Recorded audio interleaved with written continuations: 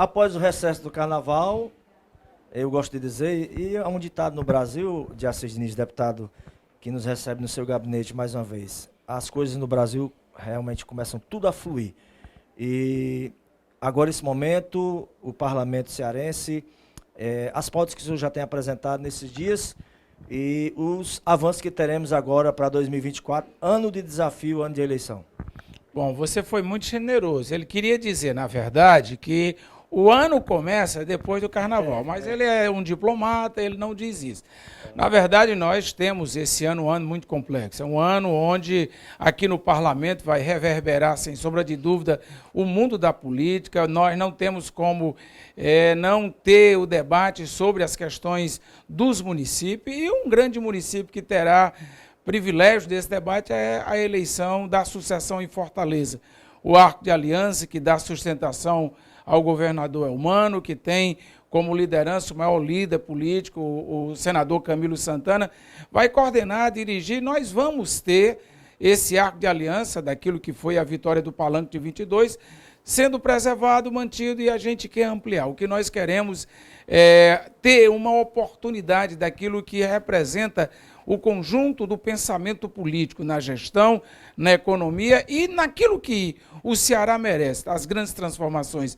Quando o presidente Lula veio ao Ceará para assinar a pedra fundamental do ITA, ou quando nós teremos agora a ampliação da BR-116, ou até mesmo a questão da duplicação do Cinturão das Águas, que é o que vai permitir para o Ceará as grandes oportunidades da industrialização. E ao olhar e perceber o que é a grande possibilidade do hidrogênio verde, nós vamos perceber a matriz ideológica que vai com o mundo energético se transformando.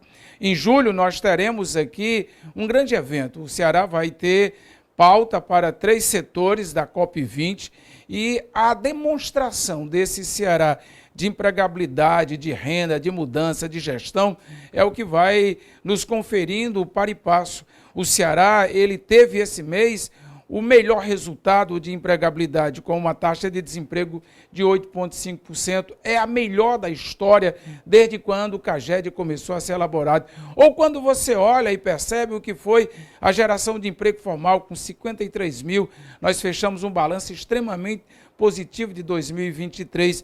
E ao perceber a renda, nós encontramos o Ceará com o melhor salário inicial dos estados do Nordeste. Ao comparar o Ceará com a Bahia ou com Pernambuco, que são gigantes, que têm uma tradição já de avanço da industrialização, nós encontramos, portanto, este caminho. E é com esta pauta, é com esse debate que o Ceará vai, aqui na casa, debater e discutir. O que pretendemos e o que queremos é trazer na transparência e na efetividade o enfrentamento das grandes questões temáticas, seja na segurança, seja na saúde, e principalmente naquilo que é o carro-chefe do Ceará, a educação.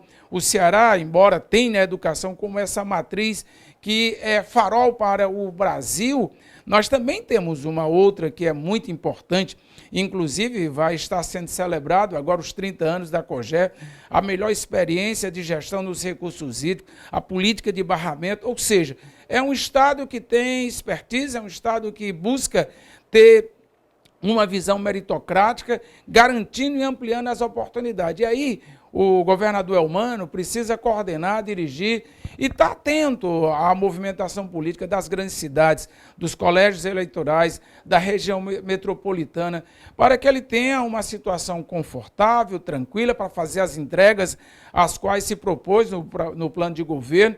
E agora, olhar a execução dessas políticas. O Ceará, ele tem uma grande conquista já no início de 2024. Nós aprovamos a renegociação da dívida. A renegociação da dívida, ela é muito importante, porque nós vamos trocar a dívida do que é hoje euro para o ien. Isso vai dar uma economicidade ao Estado de 250 milhões, possibilitando que esse dinheiro esteja disponível para darmos sequência na relação de reciprocidade das gestões municipais. O senhor falou de projeto político para a capital e o entorno e todo o estado do Ceará. Evandro Leitão, o senhor e demais membros do partido se reuniram nesses últimos dias na base do partido para tratar as questões de Fortaleza. A questão de voto dos colegiados, daqueles que podem votar. Como é que está essa construção, tendo em vista que tem alguns grupos, inclusive o presidente do PT de Fortaleza também tem uma particularidade de pessoas que acompanham, e a deputada Luziane. Vai fechar essa conta para que o deputado, conforme você já expressou algumas vezes, Evandro Leitão, possa ser o escolhido do PT em Fortaleza? Bom, primeiro a gente tem que caracterizar o que é o PT. O PT é um partido plural que, na sua tradição, ele debate profundamente as suas questões. E não é diferente para esta eleição de 2024. Nós temos um nome forte, que é o nome do Evandro, mas nós temos também excelentes companheiros, a companheira Luiziane, a companheira Larissa, o companheiro Guilherme, o secretário Bruno, todos estão absolutamente alinhados com o projeto do governador Eumano e do presidente Lula. Mas nós não podemos esquecer que hoje é fácil falar do que é a gestão. Mas vamos lembrar o dia 31 de março de 2022, quando o Camilo renuncia à sua condição de governador para disputar a senatória. Naquele momento tínhamos muitas dúvidas e muitas incertezas, e um palanque que contava ali com 10, 12, quem sabe 20 prefeitos apoiando esse projeto político. E o Evandro foi fundamental nesse diálogo. Esse diálogo foi quem constituiu a base que deixou o Ceará com um palanque forte, ganhando o Eumano em primeiro turno, o senador Camilo com a maior votação da história do Ceará e o presidente Lula sendo eleito. Então nós vamos estar observando isso. 2, nós não vamos abrir mão da opção que o nosso partido tem historicamente e debater. E o que nós vamos aprofundar é ter um encontro de tática eleitoral, homologar a candidatura. Hoje são 5 candidaturas, são 5 nomes excelentes, mas nós vamos chegar lá na ponta, no final, até o dia 13 de abril, é o período onde o PT, no seu calendário, já definiu os prazos, e ter um nome unificado. E vamos, com esta unidade política, trabalhar para ganhar as eleições do Ceará, das eleições aqui em Fortaleza, pautando essa visão do que foi o governo extraordinário do Cid Gomes, do que foi o excelente governo do governador Camilo, da Isolde, e o que tem sido feito pelo Eumano para sucedê-los. Não é pouca coisa. Nós falamos na responsabilidade de suceder aqueles que têm as melhores performances de gestão do estado do Ceará. Eu estive no evento de filiação do PSB do Cid e da Isolda Sela. E eu perguntei à Isolda se ela seria candidata em Sobral. Ela disse que não havia ainda nenhuma formalização, não havia convite. E eu pergunto, o cenário de Fortaleza com Isolda dentro dessa estrutura da conjuntura da base do governo, como é que você avalia ela entrando nessa disputa junto desse projeto? Eu vou deixar para debater isso quando aparecer. Por enquanto não foi lançada, não apresentaram um nome concreto. O que tem é um arco de aliança, onde o Cid Gomes é um dos protagonistas desse arco de aliança, junto ao governador Eumano, ao senador Camilo, ao presidente Lula. Nós estamos com um propósito de ter unidade política. Nós não podemos secundarizar o momento que nós vivenciamos.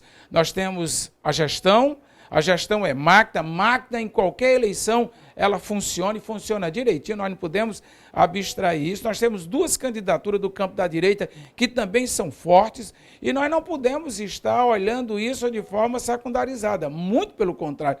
Nós temos que ter bom senso, responsabilidade, senso crítico, análise correta para ver qual é a melhor estratégia. Então, nós vamos trabalhar sempre colocando esses elementos para construir a unidade do arco de aliança que fez a montagem do Palanque Vitorioso de 22.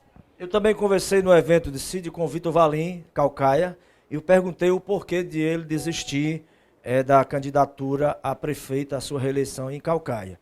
Ele disse, é uma questão pessoal, e eu perguntei sobre os nomes.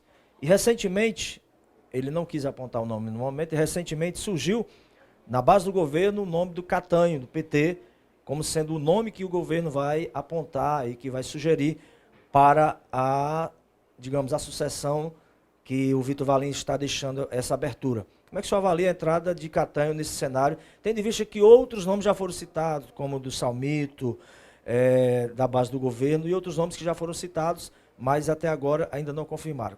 O senhor avalia a entrada de Catanho nesse cenário? Olha, o Catanho é um grande quadro do Partido dos Trabalhadores. O Catânio está preparado, ele no mundo da política tem relações amplas.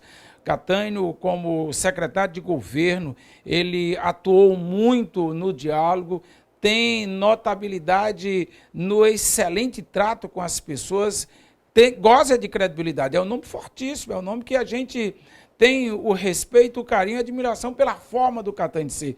Aliás, vamos lembrar, Catânio, por opção, não é prefeito de Fortaleza, porque à época, tanto o Cid quanto o Luiziano queriam o Catânio como nome que fazia unidade política, lá quando o Elmano foi candidato a prefeito, para ser o nome construído de diálogo. Ele optou em não querer ser candidato em Fortaleza, tinha suas razões.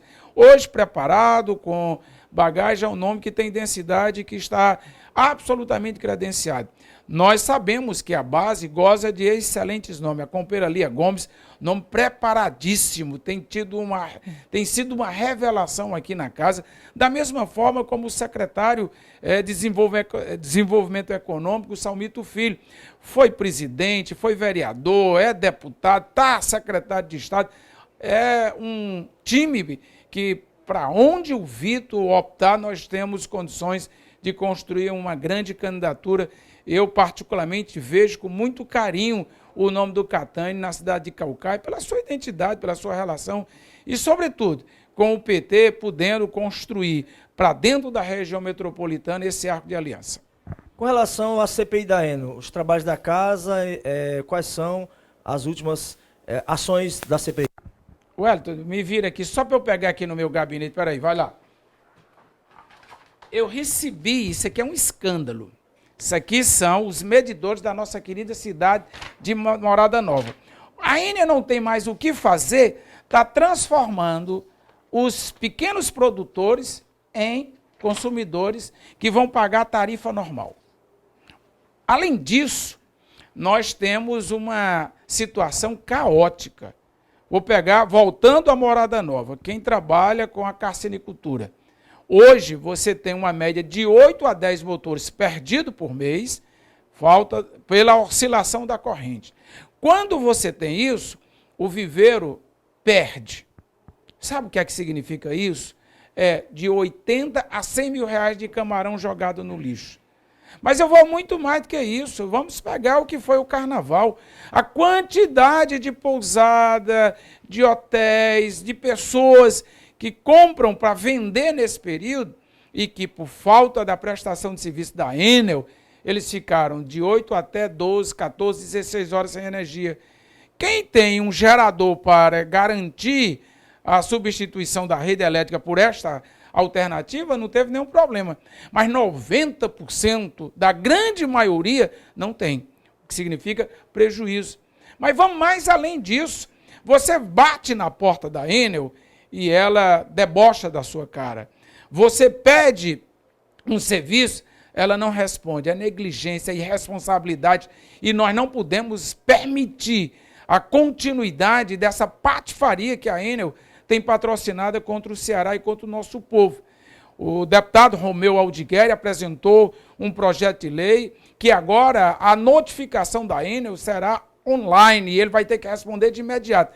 Vai ser debatido, vai ser lido, inclusive, aqui essa mensagem na casa, nós vamos para as comissões, assim que as comissões voltarem, e nós vamos aprovar para pressionar ainda mais. Agora, independente disso, a Enel precisa melhorar. Ou ela melhora, ou nós temos que tomar providências para que ela saia do Ceará, porque não dá para continuar. Deixando para as suas considerações. Zé da alegria, principalmente das águas que banham o Ceará. Eu sou um daqueles que quando cai o primeiro pingo d'água, a gente celebra a vida. Eu tenho um amigo, ex-prefeito de Jucás, o meu amigo Raimundo Luna, ele diz que tem um amigo dele que é igual a porca magra na primeira chuva do inverno. Anda, corre aqui só. E é esse sentimento que a gente tem de ver o Ceará banhando por água.